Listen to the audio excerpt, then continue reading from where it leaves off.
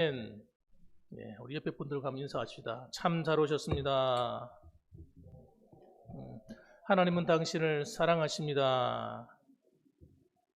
예, 나도 당신을 사랑합니다. 아멘. 예, 예, 사랑은 주고받는 겁니다. 예, 사랑은 일방통로가 되면 외로운 것이죠. 예, 짝사랑하게 만드는 겁니다. 그리스도 안에 있는 사랑은 함께 하는 거예요. 함께.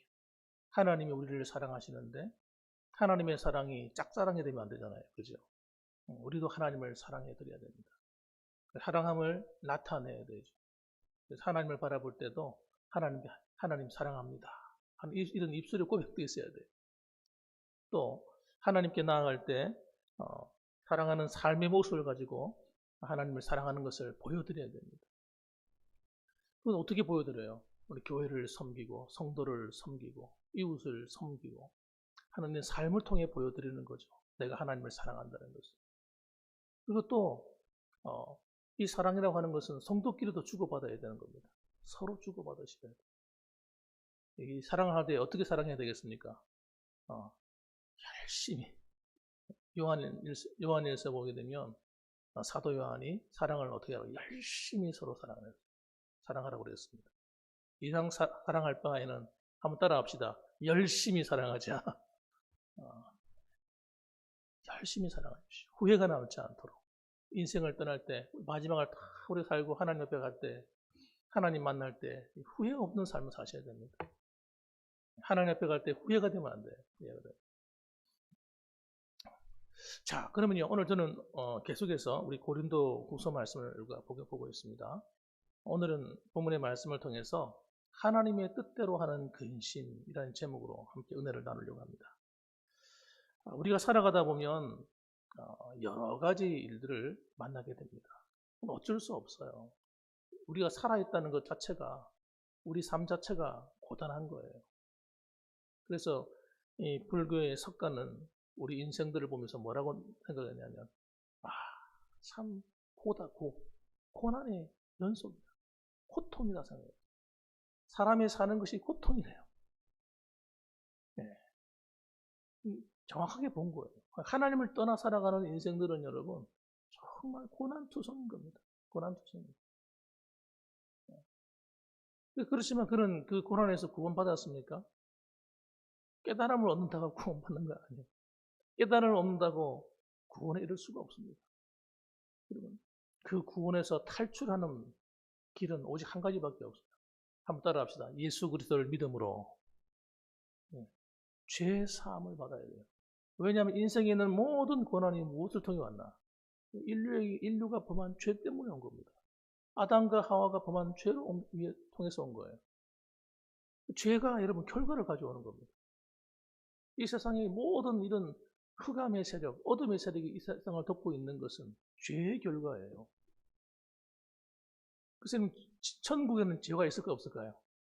천국에는 죄가 없습니다. 죄가 없기 때문에 천국인 거예요. 거기는 악이 없는 거예요. 그래서 그는 여러분 천국에 들어가게 되면 죄인된 우리는 다 죽고 육신의 껍데기를 벗어버려야 돼요. 새 몸을 입어야 됩니다. 새로운 몸을 입고 완전히 변화된 모습으로 영만 거듭나는 것이 아니라 육신도 새롭게 완전히 거듭나서 부활의 몸을 입고 들어가는 거예요. 그래서 그거는 천국에 들어가게 되면 그건 너무 아름다운 것에서 정말 행복하게 살 수 있는 것입니다. 진짜 기쁨이 넘치게 되는 거예요. 여러분, 우리는 어떤 분은 그렇게 말해요. 아니, 천국에 가면 무슨 재미로 살아? 아니, 무슨 재미로 살아? 그런 사람도 있어요. 죄 있는 재미, 쾌락적인 재미. 뭐 사람이 살다 보면 힘들고 어려운 것도 있어야지. 이러면서 그 얘기를 해요. 그런데 여러분, 정말 행복합니까? 고통이, 고난이 행복이에요? 근심, 걱정이 행복입니까? 그렇지 않습니다. 안 당해본 사람이 하는 소리지. 정말 당해보면 여러분 죽을 지경인 거예요. 죽을 지경. 우리가 살아가다 보면 여러분 그런 일들이 없었으면 좋겠는데 여러분 계속해서 마치 물결이 밀려오듯이 물이 싹 빠져나가다는 괜찮다가 물이 싹 밀려들으면 힘들어지는 것처럼 이것이 여러분 일평생 살아가면서 들어갔다 나갔다 들어갔다 나갔다 하면서 그 물결이 우리를 향해 다가오는 거예요. 그러니까 이 세상 사람들이 여러분 어떨 때는 웃었다가 울었다가 힘든 일들이 계속 찾아오는 겁니다. 이 근심입니다. 그래서 세상에 주는 근심은 사망에 이르게 하는 것이요. 오늘 성경에 보니까 우리에게 아무 유익이 없어요. 세상적인 이런 근심들은 여러분 우리에게 해가 될 뿐이지 좋은 게 아닙니다. 그런데 하나님이 주는 근심이 있다는 거예요. 오늘 성경 말씀. 하나님이 주신 그 근심은 그때는 괴롭고 힘들지만 여러분 우리를 변화시키는 거예요. 새롭게 하는 거예요. 우리로 하여금 하나님의 사람답게 만드는 겁니다. 그럼 우리 세상적인 근심은 어떻게 처리해야 됩니까? 세상적인 여러 가지 힘들고 어려운 삶의 근심은 여러분 빌립보서 4장 6절 말씀처럼 아무것도 염려하지 말고 다만 모든 일에 간 기도와 간구로 너희 구할 것을 감사함으로 하나님께 아뢰라. 이 세상적인 근심 걱정은 가지고 가서 어떻게 해야 돼요? 하나님께 맡겨버려야 돼요. 하나님께 맡겨야지. 그것 들고 막 근심하면 사망에 이르게 된다는 거예요. 죽는 거예요. 스트레스 받아가지고. 그래서 그때마다 염려가 근심이 올 때마다 하나님께 자꾸 맡겨야 돼요. 한번 따라합시다. 맡기자. 맡기세요. 그거 품에 안고 아이고 죽겠다 하지 말고 그거 품에 안고 있으면 정말 죽어요. 그런 근심들은 다 하나님께 맡기고 그리하면 지각에 풍성한 하나님이 여러분 하나님의 평강으로 우리 예수 그리스도 안에서 우리의 생각과 우리의 마음을 지켜준다고 그랬습니다. 그래서 우리가 여러분 세상 살아가면서 스트레스가 없을 수는 없지만 이걸 이길 수 있어야 돼요. 우리 힘으로가 아니라 하나님 주시는 힘으로 이길 수 있어야 됩니다. 자, 오늘 성경에 보게 되니까 근심을 하고 있는 바울의 근심과 고린도 교회의 근심이 나옵니다. 사도 바울의 근심이 무엇이었을까요? 사도 바울의 근심은 고린도 교회를 향한 근심이었어요. 누구를 향한 근심이었다고요? 고린도 교회를 향한 근심. 고린도 교회는 바라볼 때 정말 자랑할 게 별로 없는 거예요. 자랑할. 데살로니가 교회 같은 경우는 믿음과 소망과 사랑이 풍성해서 정말 소아시아 지역에 있는 모든 교회들에게 자랑거리가 되었잖아요. 바울이 전도하고 세운 교회인데 얼마나 자랑스럽겠어요. 마음이 너무 기뻤겠죠. 또 빌립보 교회 같은 교회. 빌립보 교회 같은 교회는 정말 교회가 약한 교회였습니다. 힘이 없는 그런 조그만 교회였어요. 가난한 사람들이 모여 사는 그런 교회였어요. 그런데 이 빌립보 교회는 기쁨이 넘치는 교회. 하나님이 함께하는 교회. 정말 그 작은 교회지만 얼마나 열심히 주를 위해 일하고 선교사들을 돕고 어려운 사람을 돕고 정말 열심히 사역을 하는지 이야, 바울이 큰 위로가 된 교회가 빌립보 교회입니다. 심지어는 모든 사람들이 바울을 배반할 때에도 이 빌립보 교회는 바울을 배반하지 않았어요. 그러니까 얼마나 기쁨이 되었겠냐고. 그런데 이 고린도 교회는 달랐습니다. 고린도 교회는 그들 스스로가 정말 교만했어요. 자신들이 정말 신앙생활 잘한다고 스스로가 자부했습니다. 그리고 정말 그런 거 하고 살펴보면 정말 그렇지는 않았어요. 그들의 믿음만큼은 정말 성숙했느냐? 전혀 아니었어요.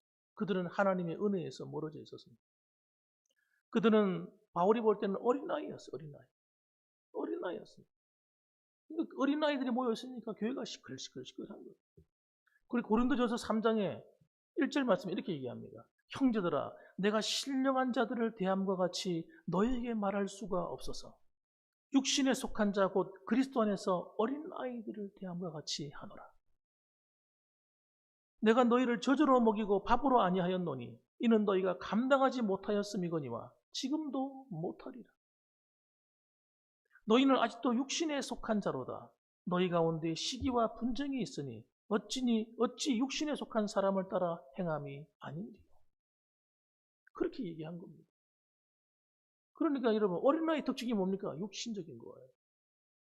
이 고린도 교회는 정말 영적인 것이 풍성했습니다만 그러나 그것으로 인해서 스스로가 교만해졌고 그들은 성숙에 이르지 못했습니다. 왜냐하면 성령의 은사가 그들을 성숙하게 만드는 것이 아니기 때문에. 사람이 성숙해지는 것은 하나님의 말씀을 통해 성숙해지지 그 은사나 어떤 재능이나 어떤 능력이나 이런 것 가지고는 사람이 성숙해질 수가 없는 거예요. 그들은 착각한 거죠. 자신들에게 이런 성령의 은사가 풍성하고 어떤 재능과 능력이 있고 막 이러니까 자기들이 대단한 줄 알았어. 하나님 볼 때는 아니오시다였던 것입니다. 그래서 바울이 늘 마음에 걱정과 근심이 되는, 바울의 근심이 되었단 말이에요. 그래서 결국 바울은 그들을 향해서 뭐라고 얘기했습니까? 노골적으로 말한 거예요. 이런 말을 듣는 고린도 교인의 입장을 한번 생각해 보세요. 얼마나 수치스러운 일이었겠어요. 아니 뭐라고 우리를 갖다가 어린아이라고? 못 참아 이거.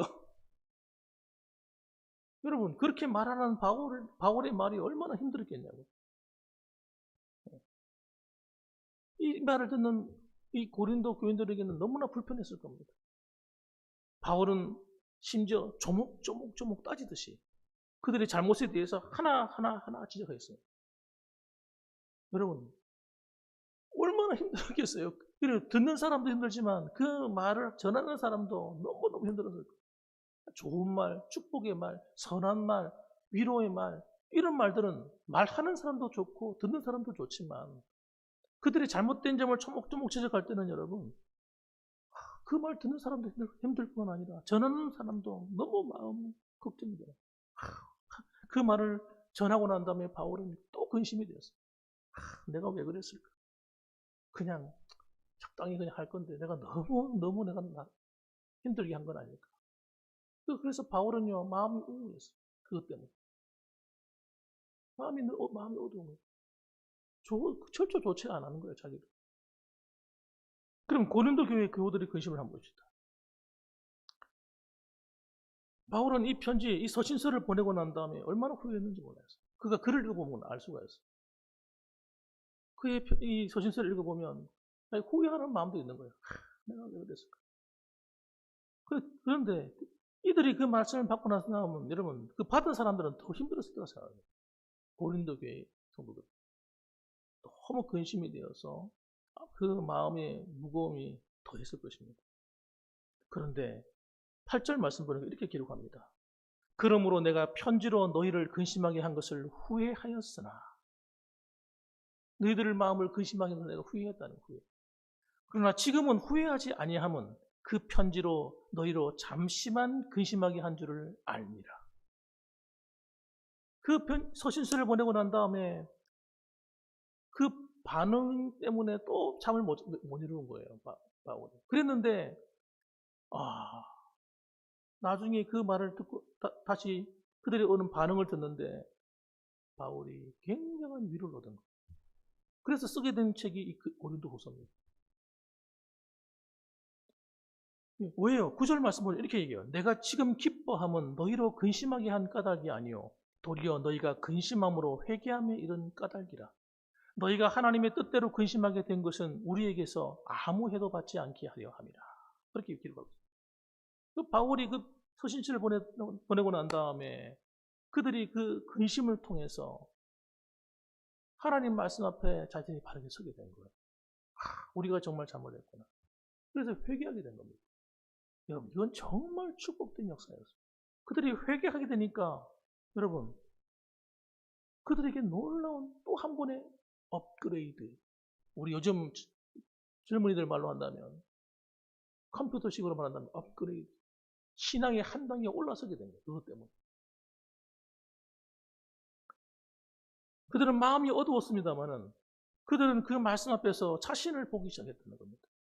정말 우리가 잘못된 것이 뭔가 하고 살펴보니까 진짜 그 말씀이 맞는 거예요.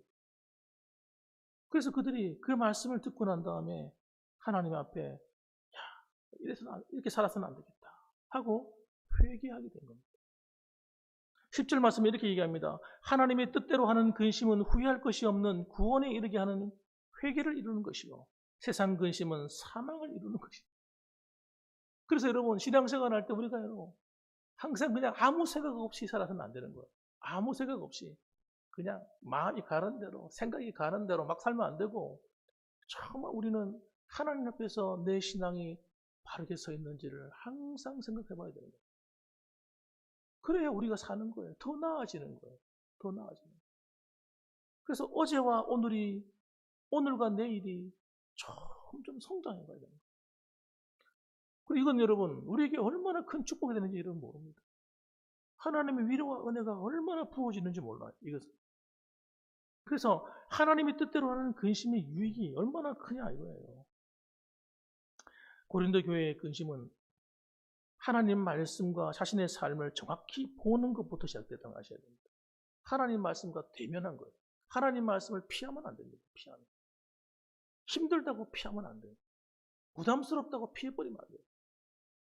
이거는 목사님들이나 하시는 거고, 이거는 장로님들이나 하시는 거고, 이거는 권사님들이 하는 것이고, 그리고 또 이거 다 피해가 버려. 그러면요, 아무런 일도 일어나지 않는 거예요. 하나님 말씀은 우리에게 거울과 같은 것입니다. 거울. 거울로 주신 거예요. 불신자들에게는 하나님 말씀이 구원 얻는 도구죠. 그러나 믿는 성도들에게는 거울이에요, 거울. 그래서 하나님 말씀을 통해서 나를 보는 겁니다. 여러분, 나를 봐야죠. 안 보고 살면 어떻게 돼요? 얼굴에 뭐가 묻었는지도 보지도 않고 막 살고, 태어나서 지금까지 말이죠. 한 번도 거울을 안 보고 살아. 그럼 어떻게 돼요? 입술에 리크루즈가 제대로 묻었는지 그냥 막 칠하면 안 되잖아요. 그거를 보면서 칠해야지. 그죠? 이쁘게, 이렇게 이쁘게 칠해야지. 삐뚤삐뚤삐뚤이 이래가지고. 왜 어린이들 보면 왜 어릴 때 엄마 흉내 낸다고 화장대 앞에 가가지고 몰래 리크루즈 가져가가지고 없을 때 막 바르잖아요. 그 바르다가 들키면 애들 들킨 모습 보면요 엉망진창이거든요. 그러면 마치 그런 겁니다. 자, 얼굴 화장을 하는데 화장을 막 떡칠을 해가지고 왜 그거를 안 보고 하니까 우리가 그럴 수가 있다는 거예요. 신앙생활 하다 보면요 나는 내 나름대로 잘한다고 하는데 엉망진창일 수가 있어요. 어린애처럼 막. 그러니까 우리가 이 거울을 잘 보는 이 훈련이 안 되면 안 됩니다. 거울을 보는 훈련이 돼요. 옆에 분들하고 인사하십니다. 우리 거울 보는 훈련 잘 합시다. 시작. 목사님이 잘하고 있어요. 거울 보는 거. 예, 그렇죠. 거울 보는 거 안 하는 사람 어디 있겠어요? 그런데 여러분, 신앙의 거울도 보셔야 돼요. 우리 영혼의 거울도 보셔야 됩니다. 그래서 하나님 말씀을 우리가 매일 읽고 또 매일 듣는 것은 여러분, 그 말씀을 통해서 나를 보는 겁니다. 이 훈련이 잘 돼요. 우리 시골에 계시는 어르신들이 좀 약점이 뭐냐면, 도시에 있는 누구보다 좀 약한 것이 뭐냐면, 이런 훈련을 시켜주는 사람이 없다는 거예요. 시골 교회는. 이 도시에는요, 어릴 때부터 유초등부, 중고등부 청년한테 그 담당 교육자들이 이런 걸 가르치거든요. 특히 청년들 같은 경우, 중고등부 같은 경우 이런 경우는 꼭 가르칩니다. 큐티 같은 걸 시키고, 말씀 암송시키고, 말씀을 가까이 하게 훈련하고. 제가 청년 시절에도 기도해야 한다고 청년들 오라 그러면요. 가요. 직장에서 일하고 오는 친구들 오고, 특히 오잖아요. 오면 밤에 모여가지고 새벽까지 같이 철학하면서 기도합니다. 기도하면 어떻게 기도하느냐 하면 딱 모여 앉아가지고 불러 앉아가지고 성경을 딱 펴요. 펴서 돌아가면서 성경을 본문을 읽습니다. 읽고 난 다음에는 읽은 말씀을 가지고 자기 적용하는 거예요. 이 말씀이 내게 어떤 말씀으로 다가왔습니다. 나는 이 말씀을 듣고 어떻게 살아야겠다고 생각했습니다. 이렇게 자기 스스로 이 말씀을 가지고 자기 자꾸 거울처럼 자기를 보는 거예요. 잘못 살았던 건 고치고, 그리고 또 바르게 살아야겠다고 결심도 하고, 이런 시간을 갖는 거예요. 그러면요, 이상한 것은 뭐냐면, 남의 이야기인데도 듣다 보면요, 내게 얼마나 은혜가 되는지 모르겠어요. 저분은 내가 보지 못한 것을 보네. 성경을 읽는데요, 돌아가면서 이야기하는데 다 생각하는 게 달라요. 듣는 게 다 다른 거예요. 자기 입장과 환경에 따라서 그 말씀을 대하는데 그 음성이 다르게 다 다르게. 희한하죠. 의미는 똑같은데 그 사람이 와닿는 게 다르단 말이에요. 입장에 따라서. 그리고 그 말씀들이 그렇게 은혜가 되는 거예요. 이걸 뭐라고 말하냐면 영어로 쉐어링 한다. 또 우리나라 말로 나눈다. 그렇게 말해요. 서로 말씀을 나누는. 그 은혜가 충만하게 되려면요. 서로 이렇게 은혜 받은 말씀을 나눠야 돼요. 앉아가 여보, 내가 오늘 말씀을 읽다가 이렇게 은혜 받았어. 설교 시간에 이 말씀을 듣다가 이렇게 은혜 받았어. 하고 말씀을 나누는 거예요. 그런데 이 말씀을 나누면 듣는 사람에게도 영적인 은혜가 흘러간다니까.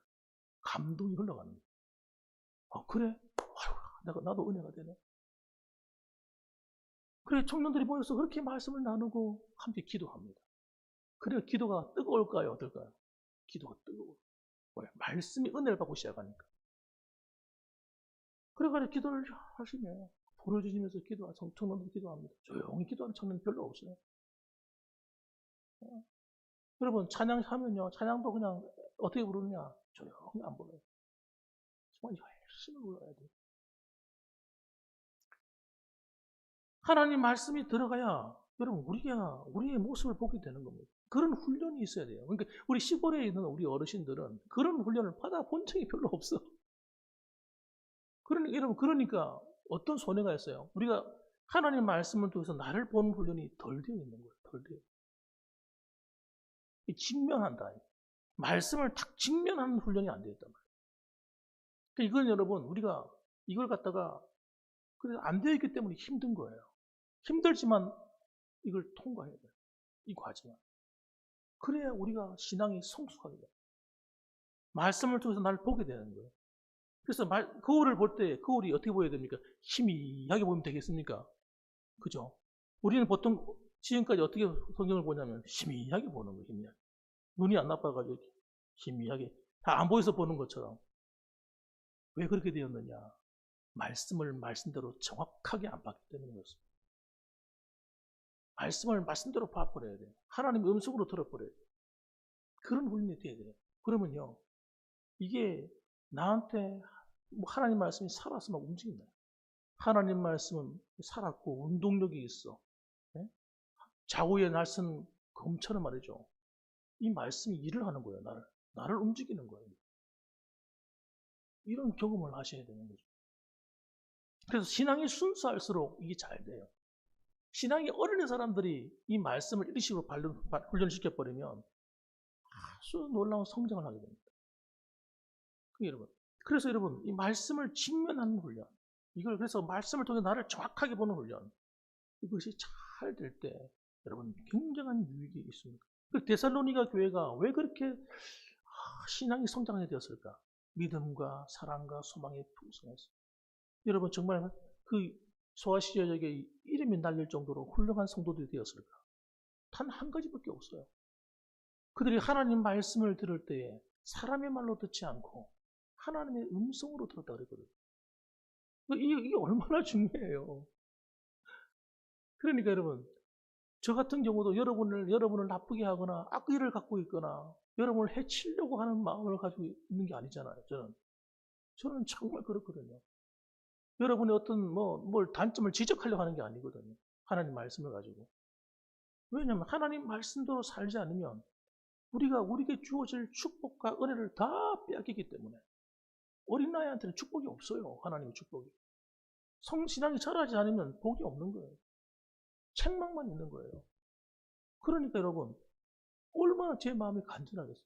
저는 이 성경 말씀을 제가 담임 목사가 되어서 읽을 때하고 부교육자의 입장에서 읽을 때하고 너무 다른 거예요. 성경 말씀이. 부교육자일 때는요. 별 마음이 어떤 이런 뱃살이라고 할까요? 그런 마음이 없었어요. 그러니까 성경을 전해도 그냥 모두가 은혜 받도록 병이하게 말씀을 전했어요. 그런데 제가 담임 목사가 탁 되고 나니까요. 정말 바울의 마음이 이해가 되고요. 야고보의 장로의 마음이 이해가 되고 베드로의 마음이 이해가 되는 거예요. 저도 그런 간절한 마음이 오늘 바울의 마음처럼 간절한 마음이 제가 생겨나는 거예요.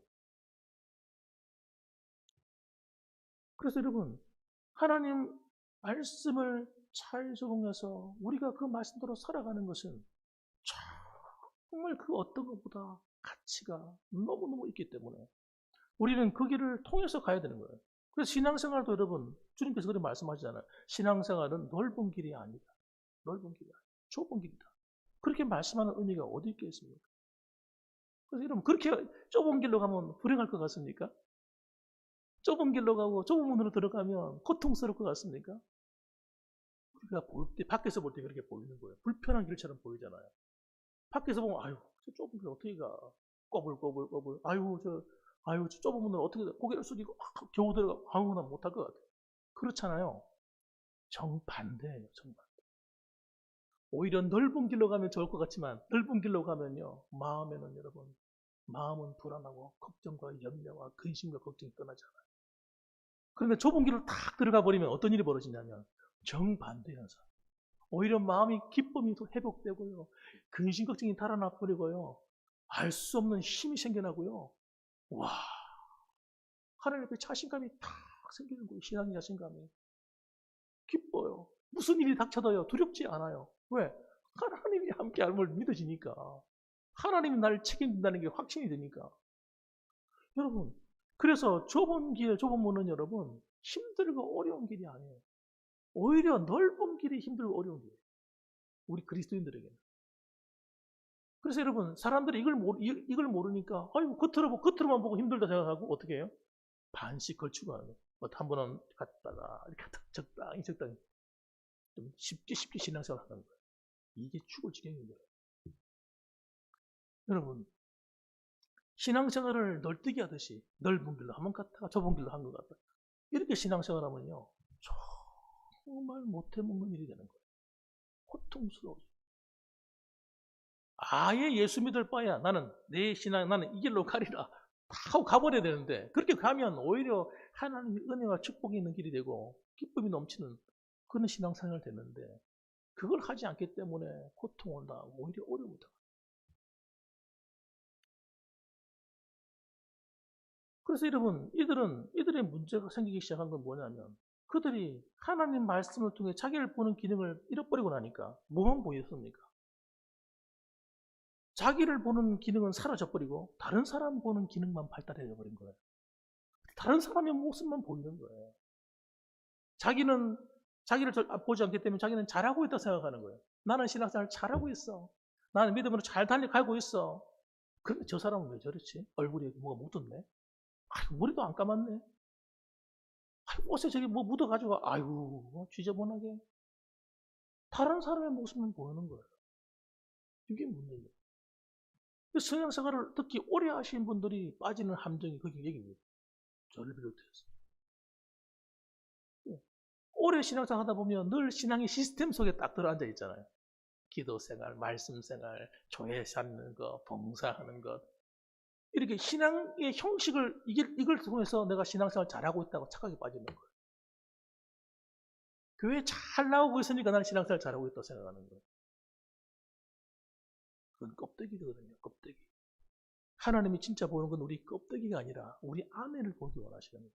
내가 얼마나 변화되었는가, 성숙했는가 하는 내면을 보기 원하시는 거예요.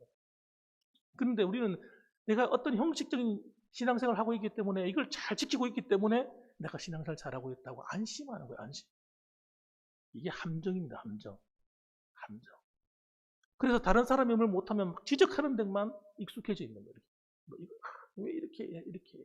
이것만 관심이 있는 거예요. 그것만 보이는 거예요. 어쩔 수 없는 거예요. 자기도 모르게 되는 겁니다, 그거는. 그러니까 여러분, 우리는 이 기능을 회복시켜야 됩니다. 나를 보는 기능을 회복, 남을 보는 기능은 많이 발달되어 있기 때문에 이건 놔두고 나부터 보는 길을 내야 돼. 하나님 말씀을 통해서 나를 자꾸 어디 뭐가 묻었는지, 뭐 지금 화장을 똑바로 했는지, 입술 똑바로 발랐는지, 머리는 제대로 감아서 단정하게 했는지, 빗질 했는지, 말씀을 통해서 내 신앙의 모습을 보는 거예요. 영적인 모습들을. 그러다가 하나님 말씀대로 살지 못하는 내 모습이 보일 때는 그것까지 하나님께 울어야 돼. 하나님 죄송합니다. 내가 지금까지 예수를 믿었는데 하나님, 이것 하나 내가 제대로 하지 못하고 있습니다. 하나님, 내가 잘못된 것을 선택했네. 하나님, 내가 하지 말아야 할 말들을 했네요. 하지 말할 행동을 했네요. 하나님, 내가 왜 이렇습니까? 하고 나를 발견하는 거예요. 여러분, 이게 신앙생활인 겁니다. 이 생활이 돼야만 여러분, 하나님께서 기뻐하는 성도로 삶으로 우리가 성장하게 됩니다. 그래서 처음에는 그 말을 들을 때 이 성도들이 준비가 되지 않는 거예요. 한 번도 그렇게 말씀을 직면한 적이 없다 보니까. 그런데 바울로 하여금 그냥 냉정하게 딱 칼질하는 말씀을 딱 받으니까 충격받았거든요. 처음에는 어안이 벙벙했어요. 그래가지고요, 기분이 나빠가지고 그 옆에 있는 그 거짓 교사들하고 합해가지고 막 때로 목사를 공격하는 거예요. 이 바울 목사야. 그래서 네가 똑바로 좀 해. 이게 제가 뭐 별거 아니 말도 똑바로 못하고 저 사도가 아니야. 그러고 막 온갖 소리를 다 하고 그냥 비난했어요. 그런데 그들이 점차 자신의 모습을 그 말씀을 듣고 보기 시작하면서 결국은 결심하게 되는 겁니다. 야, 우리가 이렇게 아니라 우리 자신을 고치자. 그래가지고 그들이 하나님 말씀을 가지고 정말 고치기 시작한 거예요. 정말 그 말씀을 통해서 깨달은 죄를 가지고 회개하기 시작했어요, 교회가. 그러니까 여러분, 그들에게 진짜 평안이 찾아오기 시작했어요. 그 교회가, 그 시끄럽던 교회가 조용해지기 시작했어요. 그러니까 교회가 평안해지니까 성령 안에 서로가 하나 돼가지고 서로 비난하던 사람들이 서로 한 마음이 돼서 사랑하기 시작해요. 그러면서 여러분, 그 좋은 일이 변화가 막 일어나는 소문을 디도가 가지고 와서 바울에게 전해주었을 때 바울이 얼마나 기쁘는지. 야, 하나님 뜻대로 하는 구원은 우리에게 구원을 이루는 것이다. 그렇게 기뻐했던 것입니다. 그 이야기가 13절 이야기입니다. 이로 말미암아 우리가 위로를 받았고 우리가 받은 위로 위에 디도의 기쁨으로 우리가 더욱 많이 기뻐함은 그의 마음이 너희 무리로 말미암아 안심함을 얻었습니다. 바울만 그런 것이 아니라 디도도 기뻐했고 주변에 있던 목회자들이 전부 다 기뻐해서 난리가 난 거예요. 잔치가 벌어진 거죠.